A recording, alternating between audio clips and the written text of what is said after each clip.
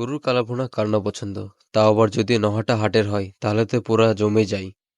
আসসালামু আলাইকুম। জি, আজকে আমরা যাব নহাটা হাটে গরুর কালাভুনা খেতে। সব ভাই ব্রাদার মিলে নহাটা হাটের উদ্দেশ্যে রওনা দিলাম।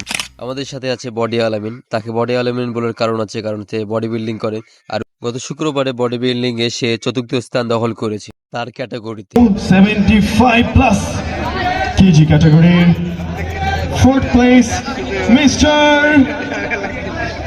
Alamin.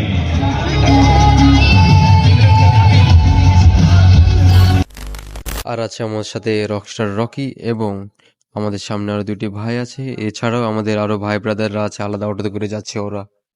অবশেষে চলে এসলাম আমাদের গন্তব্য স্থানে। এখন ভাড়াটা দিয়ে চলে যাব ভিতরে খাইতে। আর আমাদের সাথে বলতে ভুলে গেছিলাম, এই মসজিদের ইমামও আছে।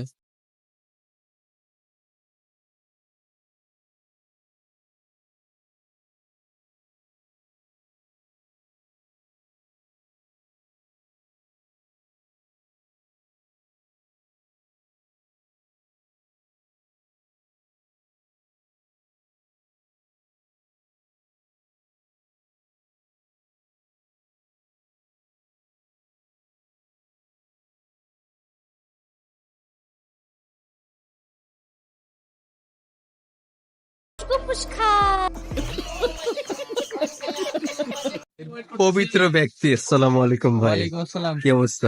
আলহামদুলিল্লাহ। তোমার ব্লগ কেমন চলতেছে? এই তো আলহামদুলিল্লাহ চলছে। তোমার বার্থডে কয়েকদিন আগে গেল, আমি উইশ করতে পারি না। শুভ আচ্ছা, জন্মদিন। সাথে ধন্যবাদ কালাভুনা তোমার ধন্যবাদ। জন্য থাকছে। A few moments later. হাতটা সুন্দর করে হ্যান্ড ওয়াশ দিয়ে ধুবো, না হলে জীবাণু কালা ভুনাতে লেগে যেতে পারে। এখন আমার সিটে যেয়ে বসবো, কিন্তু ভিতরে ঢুকে দেখছি সব লোড, আমার কোনো সিট না, সব বড় ভাইরা সব আগে বসে গেছে। হ্যাঁ, থালা সাজিয়ে রেখেছো, কেউ খাবার দিচ্ছে না, কষ্ট হচ্ছে না? হ্যাঁ, এতক্ষণ দাঁড়িয়ে থাকার পর জায়গাটা ফাঁকা পেলাম। ছেলে পেলে আমাকে রেখে একা একা খেতে বসে গেছে। আমি ওগুলোতে বসে আছি, আমার এখনো তরকারি এখনো আসেনি। সবার খাওয়া তো শেষ হতে লাগলো, এখন আমার পালা, আমাকে এখন দিয়ে গেল। আর এটার কোয়ালিটি যদি বলতে চাই তো মাংসের পিস তো দেখছি 4 পিস দিয়ে রেখেছে। এখন খাওয়ার টেস্টটা দেখতে হবে কেমন। সত্যি কথা বলতে আমি খাওয়ার পর অনেক হতাশ হলাম, কারণ খেয়ে দেখছি ধনের গুঁড়া এবং জিরের গুঁড়া সেন্ট বাড়াচ্ছে। আমার মনে হচ্ছে ওরা তারা গুঁড়াতে রান্না করে দিয়ে দিয়েছে। আর মাংসের কথা বলতে গেলে মাংস প্রচন্ড শক্ত, মানে ছিঁড়াই যাচ্ছে না একেবারে, যেই শক্ত হয়ে আছে।